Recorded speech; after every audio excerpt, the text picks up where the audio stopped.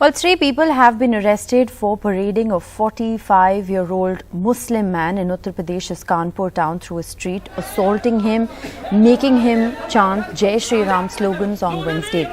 The police announced the arrest late last night after immense outrage over the incident. Distressing footage that was shot by locals on Wednesday showed the man's little daughter clinging onto him and begging the attackers to spare him. The footage also shows the man being hit while in custody of the police, who claimed that they rescued him. The mob has staged a protest outside the police station while the man was being held there. आज थाना बर्रा क्षेत्र में रामगोपाल चौराहे के पास कच्ची बस्ती जो है वहां की एक घटना का वीडियो प्रकाश में आया, जिसमें एक व्यक्ति के साथ लोग मारपीट कर रहे हैं। जो पीड़ित है उसकी तहरीर के आधार पर कुछ नामजद व कुछ अज्ञात व्यक्तियों के खिलाफ मुकदमा कायम कर लिया गया है। इसमें अग्रिम कानूनी कार्रवाई अमल में लाई जा रही है। Let's go right across to my colleague Alok Pandey. He's been tracking the details of this story. Alok, we're given to understand that 3 people have been arrested in this incident, and there were also protests held outside the police station. Well, yes, in fact, I'll send some footage also of that protest, and I'm sure we'll play it out at some point of time. Again, quite shocking the fact that, after an arrest, you have to mob descend on a police station or the concerned office and sit there on a dharna till the time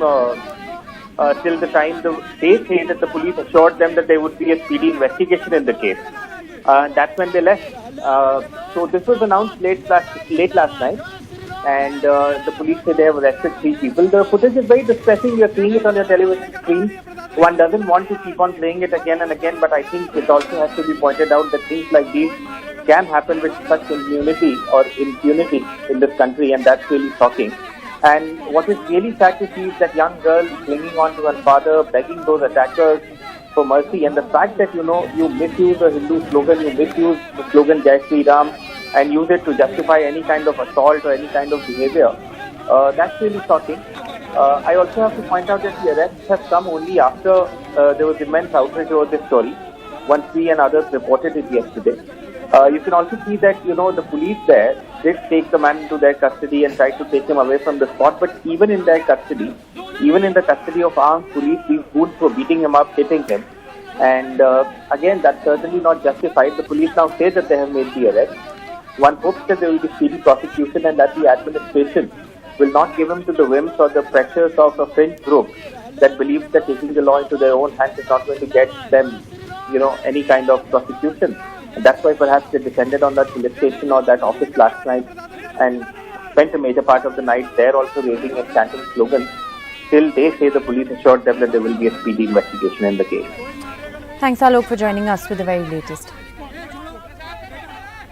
There is a COVID-19 scare in schools after dozens of children tested positive for COVID-19 in Himachal Pradesh, Punjab and Haryana. Haryana, remember, had reopened schools for senior classes 9 to 12 on the 16th of July. Punjab had reopened schools on the 2nd of August for all classes from pre-nursery to class 12. The Himachal Pradesh government also reopened schools for 9th to 12th from the 2nd of August.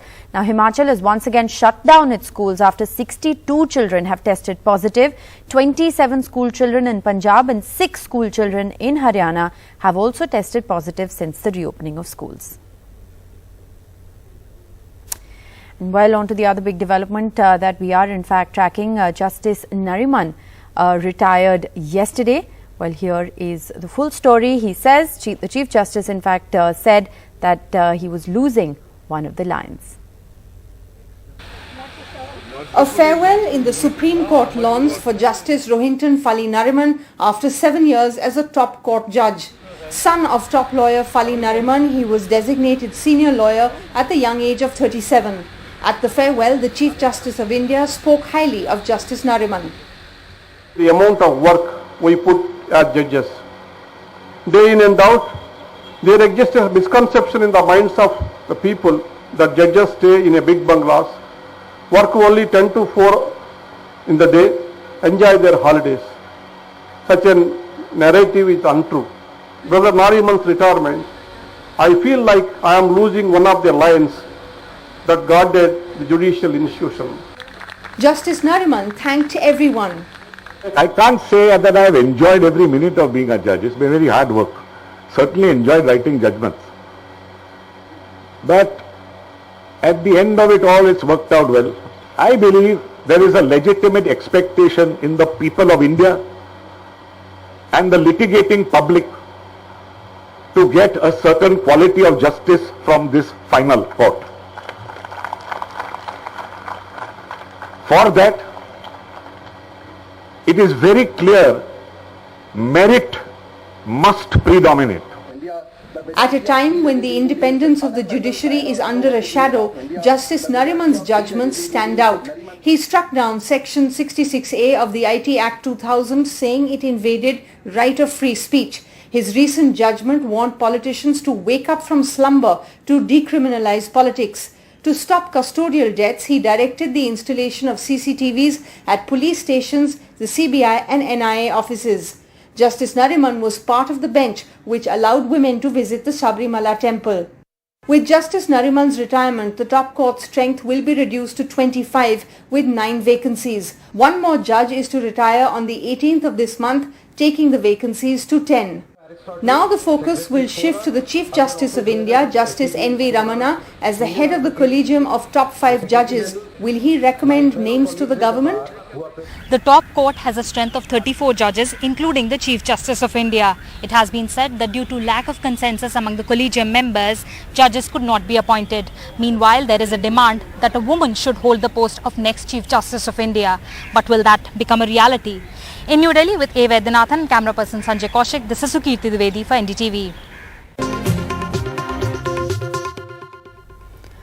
Welcome back onto the big political story. We're tracking the opposition protests escalated when the General Insurance Business Amendment Bill was passed amid all of the chaos despite demands to refer it to a select committee. The opposition has alleged that House Marshals roughed up women MPs. 8 ministers of the union government yesterday held a more than half an hour long press conference to blame the opposition, saying it was the MPs who misbehaved and not the marshals.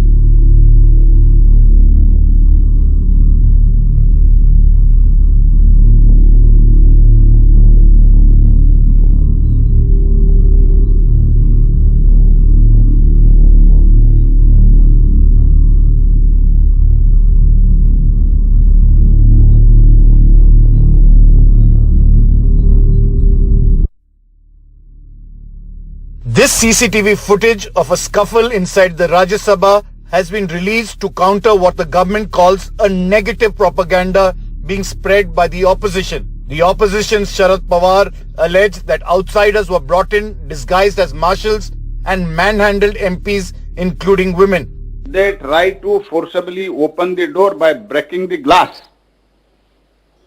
शीशा तोड़ के अंदर आने का कोशिश किया. एक महिला कर्मचारी को घायल हो गए. And she has given in writing. In fact, the government had this briefing by 8 cabinet ministers barely an hour after this protest by the opposition ended. The march was led by Rahul Gandhi, who protested against the voice of the opposition being curtailed and Modi using the Pegasus software to invade privacy, and marched outside Parliament. The notable absentees in the opposition were the Trinamool Congress and the Aam Aadmi Party. पहली बार राज्यसभा में सांसदों की पिटाई की गई है. बाहर से लोगों को बुलाकर नीली वर्दी में डालकर सांसदों को धक्का मुक्की मारपीट की गई. वाइस चेयरमैन को दुख हो रहा है. चेयरमैन की क्या जिम्मेदारी है? The voice of 60% of this country has been crushed, humiliated. Government has suo motu come out with a statement. There is an established practice in the Rajya Sabha that after the minister's statement, members are allowed to seek clarifications, raise any questions.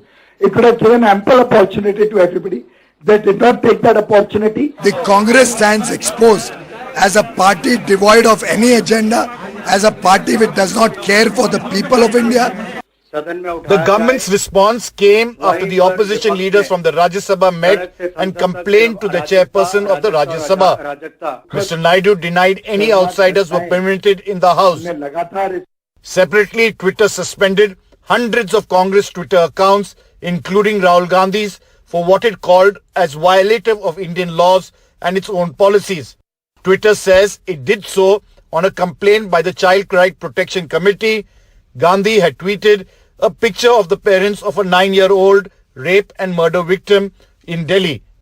The Congress and the Trinamool Congress attacked both Twitter and the government for stopping the freedom of speech, with some Congress leaders pointing out that the BJP had tweeted the identity and faces of a similar case and the tweet is still on. Dealing with Twitter to try and get that resolved. As far as I'm concerned, no social media outfit should actually be in the business of interfering with freedom of expression in our country. Laws will be respected, must be respected. With both the opposition and the government attacking each other, a new low has been reached. And both understand that if Parliament has to function, they have to be able to find a resolution before the next session. With camera person Ashok Maile and Azam, Sunil Prabhu, NDTV. Well, moving on, facing intense protest by farmers at both public and party events, the ministers in the BJP-JJP alliance in the government of Haryana will not be unfurling the national flag on Independence Day across 7 districts. And these are 7 districts that have sent the maximum number of people to the ongoing agitation at the Singhu and Tikri border. As per the schedule released by the Office of the Chief Secretary, the Deputy Commissioners will hoist the national flag in Kaithal, Rohtak, Sirsa, Kurukshetra, Jind, Jhajjar and Sonipat districts. It will be bureaucrats and not ministers.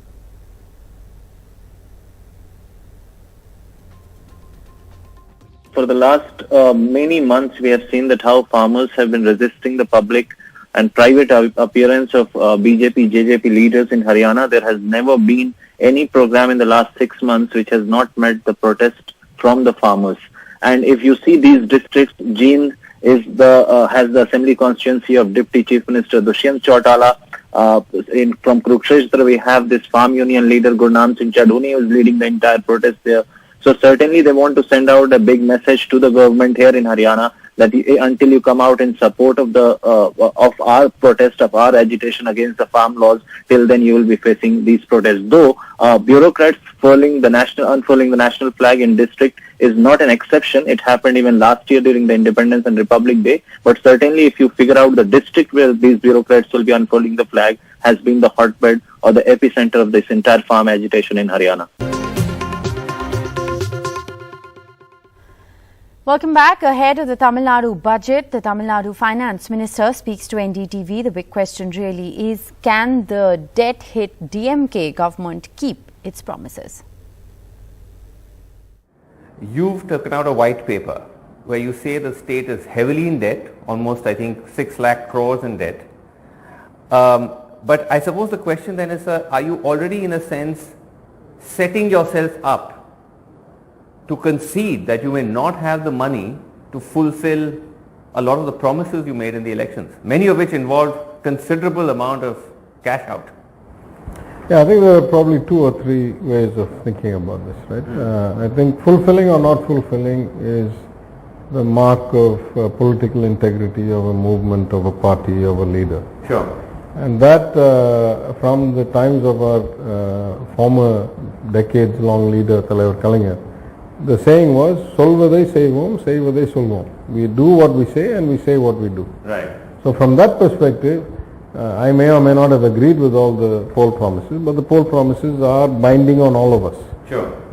And so we are committed to that. I made that point even in the white paper at the conclusion. I said this is not an excuse to say that we will renege in the conclusion of my white paper. So you kind of in the white already paper, the text conceded is there. that you will stick to the promise. Yeah, the only difference I think is I don't think it's realistic to fulfill all the poll promises within 30 days or 60 days or 100 days of coming to office. I think it would be irresponsible Because whatever the total cost of those promises are, when you already have a kind of sunken economy and a crisis-ridden kind of situation, and we are already knocking against the borrowing limits. I mean, I think it's beyond irresponsible to even try to do those, because the list was long and the costs are very high. But I have actually a second problem, at least ethically. Okay, I'll come to the second problem in a second. But doesn't just the first problem itself become politically problematic? Because that's what you promised the people. So now, you say I've already earned a little bit of negative feedback on this, and I've said I don't recall anywhere in the portfolio and you must understand that the list of poll promises was not one or two; it was hundreds. Yes, many. Yeah. And I don't think anywhere did we say, or should reasonable people expect, that you can do hundreds of poll promises in 2 days or 3 days. Right. By contrast, I talk about the alleged 15 lakhs per account, not done after the second election. Right. By You're some talking other of the BJP's politician. promise of 15 So lakhs. I'm saying, I think people are realistic, because certainly that party got re-elected with a greater majority the second time than the first time. So, we are in politics. We interact with the people every day. We make our assessments of what is realistic and what is not. Well, moving on, Uttar Pradesh's flood situation has worsened, with now 1,200 villages affected across 23 districts in the state's eastern, southern and central parts. On Monday, the number of affected villages was 350. No one has died so far, but districts like Prayagraj in eastern Uttar Pradesh, Chitrakoot on the Madhya Pradesh border have received 1,500% excess rainfall in the 24-hour period ending Wednesday morning.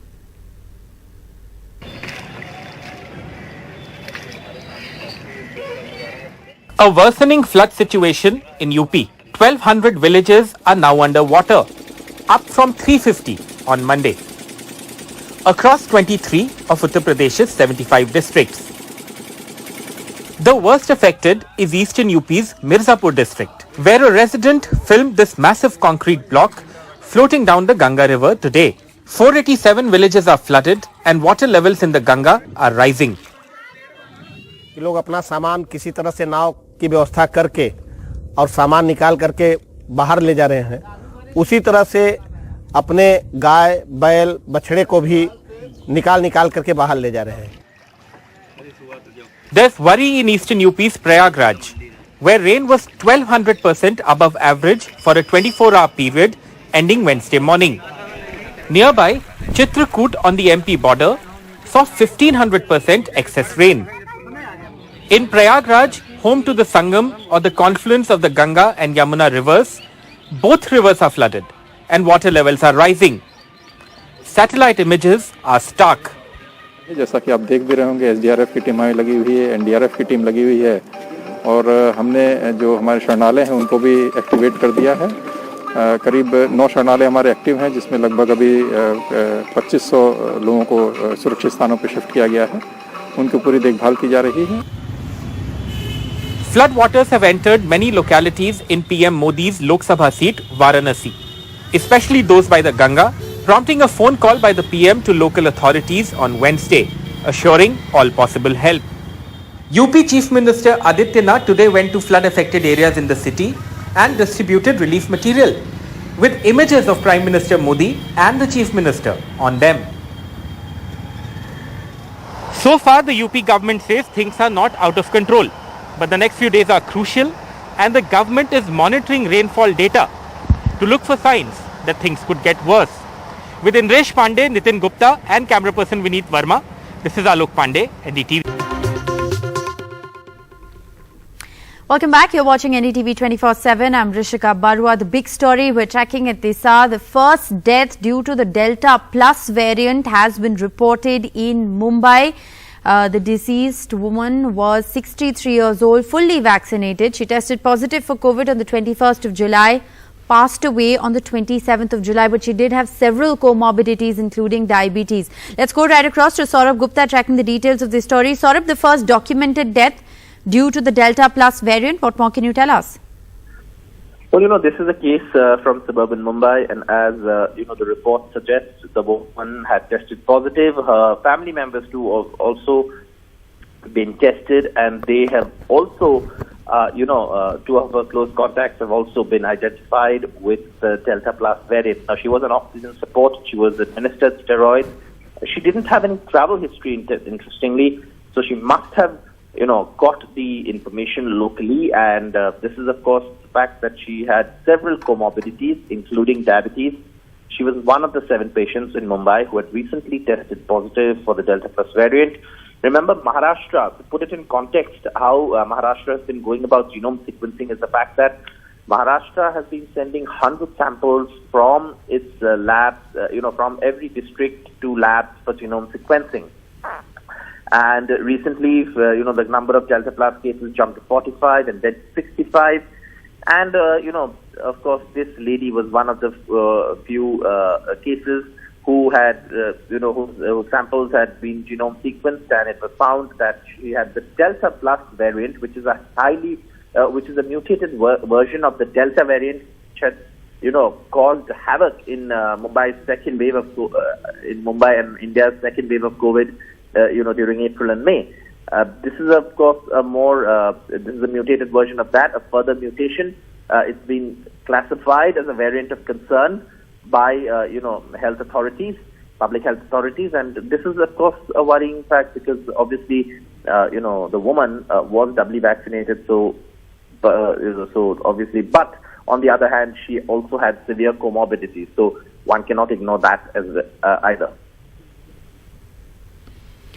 All right, Saurabh, thanks very much for joining us with that update. The big story that is coming in from Mumbai at the moment is the first documented death due to the Delta Plus variant there being reported. We'll keep a close watch on those developments, but more updates from coming in from the northern states as far as COVID-19 in schools is concerned is worrying. There's a COVID-19 scare in schools after dozens of children have tested positive in Himachal Pradesh, Punjab and Haryana since schools reopened.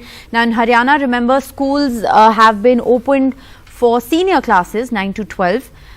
In Punjab, from the 2nd of August, all classes have been open from pre-nursery to 12, and in Himachal Pradesh also schools have been open for 9th to 12th since the 2nd of August. Now Himachal Pradesh has once again shut down schools after 62 children tested positive for COVID. 27 school children in Punjab and 6 in Haryana have also tested positive since schools reopened. So this, of course, is the worrying development coming in the case of Himachal Pradesh, once again forcing the closure of schools.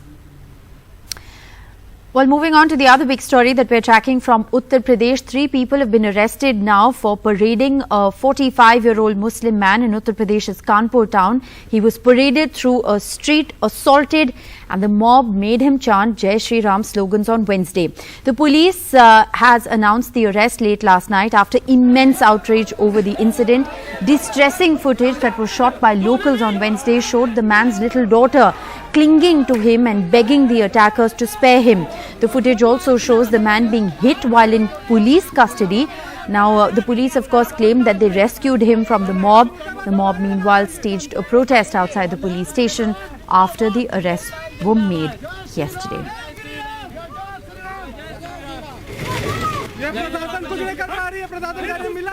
कल जो घटना हुई थी उसके संबंध में यथोचित धाराओं में मुकदमा दर्ज किया गया है। उसी संबंध में आज गिरफ्तारी की गई थी। आगे कार्रवाई जांच के बाद आगे कार्रवाई। अभी तक प्रदर्शनकर्ताओं ने यहाँ पे धरना दिया, उसके बाद कह रहे हैं कि छोड़ने की बात की जा रही है, तो प्रशासनिक तौर पर क्या डिसीजन लिया गया है? अभी जैसा मैंने बताया, अभियुक्तों को गिरफ्तार कर लिया गया है। आगे जो नियमानुसार जो कार्रवाई होगी वो अमल में लाई जाएगी। Alok Pandey joins us with the very latest. Alok, what more can you tell us? Well, at the moment, not too much, except to again recount the shocking things that we've also seen yesterday after what happened on Wednesday. So the incident we reported on already yesterday. I don't want to go into the gory details yesterday because it's very distressing. But also shocking the fact that once the arrests were announced, this mob descended on the police station of the concerned office where these 3 men were perhaps being held or interrogated, and they were sitting there through most of the night chanting slogans, misusing the Jai Shri Ram slogan to make a point that they wanted these people released. Whereas many of them are on camera actually assaulting that Muslim man, and so distressing to see that young daughter of hers, going and trying to shield her father, trying to beg the attackers for mercy.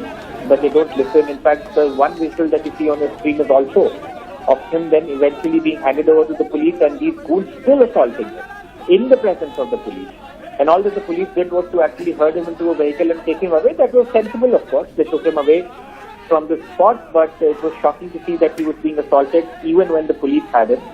And 3 people have been arrested. I think the intent of the police will be clear from the way they prosecute this case. If these men get bail in say 2 days, today, tomorrow, then obviously one will again raise questions on just the kind of exercise that took place after the outrage over the incident. The man is safe. The man who assaulted him is safe. He has not suffered any major injuries. He is back home. But one does wish that things like these don't happen.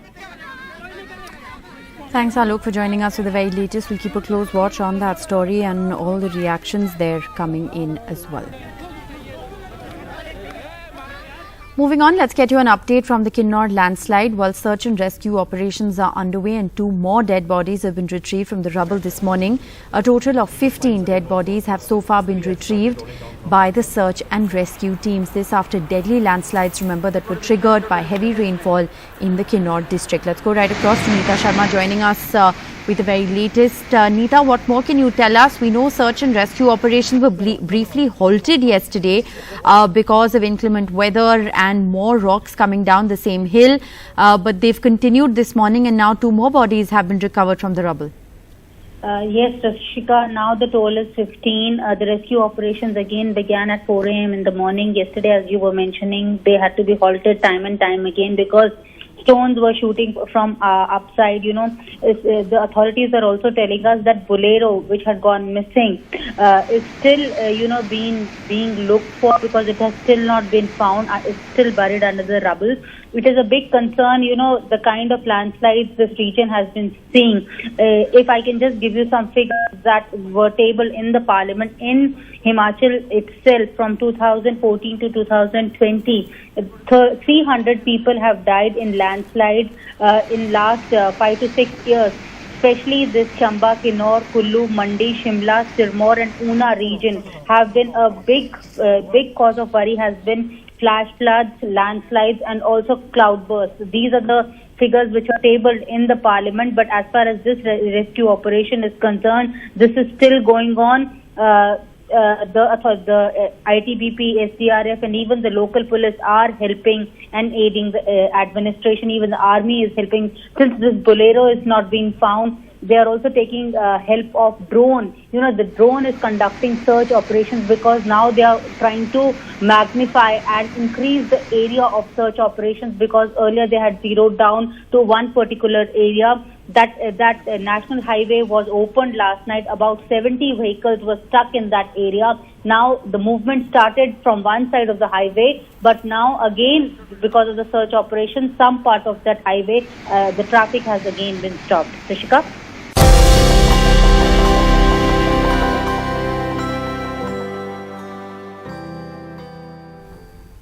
On to our special campaign, Vaccinate India, in partnership with Google, where we're discussing questions you may be Googling about the coronavirus vaccine. And to answer some of those questions, Dr. Ambrish Mittal, endocrinologist and the chairman and head of endocrinology and diabetes at Max Healthcare, joins us. Thanks very much, Doctor, for being with us. I want to begin by asking you about immunity against COVID-19 and how long does it take to develop immunity after you've been vaccinated? I think that's a great question because sometimes people feel that they just get the shot and that's it. But actually immunity takes some time to develop. So in our current vaccines, at least 2 weeks after the second shot is when you get the full effect of the vaccine. So a lot of our patients in the second wave in April got infected immediately after the second shot, because that time the Delta was spreading and it was very sort of infective. But 2 weeks after the second shot is when the immunity actually kicks in. Right. And are we any closer to answering questions on how long this immunity might last? The United States just a short while ago has approved now a booster shot, a third dose for immunocompromised patients. So, I mean, people don't want to talk about it, but the fact is that the immunity will not last forever. I foresee a future when we will have to receive booster shots at some point. Maybe it's a year, maybe it's a little less, a little more, I can't say that. And quite clearly, some countries are already following that path. And the US has right now done it for immunocompromised patients. Yes. So quite clearly in our population also, those who are immunocompromised or particularly vulnerable will start needing booster shots sometime next year, but there is no final answer yet on this. We have to wait for more data. All right, more data is needed. Meanwhile, there are several countries that have already started giving booster shots to the immunocompromised. But what about vaccine immunity after one dose? What degree of protection do you have after just one dose? So it depends on the strain that is actually spreading at that point. So there is a clear drop in immunity after one dose between, say, the original virus and the Delta variant that spread this time. Right. So the Delta variant has, the vaccine confers less protection after one dose with the Delta variant, and it's very important because that's the main variant that's spreading across the world. Right that's now. the main variant that caused a problem here. So you will get less immunity. Only after 2 shots do you get actually proper immunity. But the fact is also that the immunity depends on whether you're talking of symptomatic infection or whether you're talking of death and hospitalization. Okay, very important distinction there to make as well. I want to also ask you about mRNA vaccines. This is a relatively newer technology, a lot of intrigue around how mRNA vaccines work. So mRNA vaccine, typically conventional vaccines use different ways to either inactivate the virus or put the virus's genetic code in another less virulent virus and then inject that into the body. mRNA vaccines are actually not using the virus but a genetic code of the virus directly, which will go into your cell and ultimately lead to the formation of a spike protein on the cell. That spike protein will then incite the formation of antibodies against it. So they are one step ahead in that way. Right. But since it was new technology, people were very sort of skeptical. But evidence has shown that in all the studies so far, they may probably be slightly superior in terms of efficacy and duration of immunity as compared to conventional vaccines. And do mRNA vaccines in a certain sense prove to be better as booster shots? There are now lots of studies talking about how if you've been given the AstraZeneca, as your first vaccine, your booster, your second dose should be of an mRNA vaccines. Are we in India also inching closer to some of those developments? So I do think that data is very exciting. And it's my gut feel is, and this is a feeling because we don't have the final answer yet, that we will end up with mRNA vaccines at some point as booster shots and even otherwise. But in reality, that will only happen when there's enough manufacturing, or the Genova vaccine, which is the only Indian mRNA vaccine, that comes into production. Yes. Otherwise, I don't see how the current mRNA vaccines will be able to supply us with the required amounts. All right. Well, thanks very much, Dr. Mittal, for joining us with all of those answers. Thank you.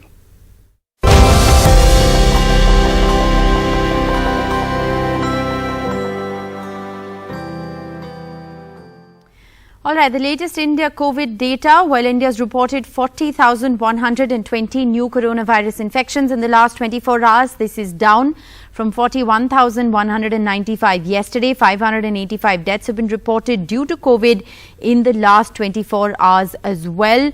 What we're also learning is that the active caseload in the country is further down to 3.8 lakhs. Recovery rate continues to surge, touching almost 97.5%.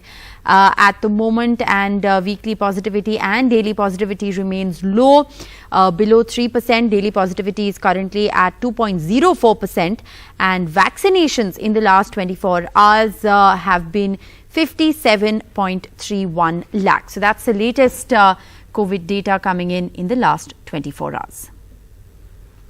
Now, the Punjab government gave a hero's welcome to the Olympic superstars. The Chief Minister of Punjab, Captain Amrinder Singh, has promised jobs for the athletes and even promised to cook for them.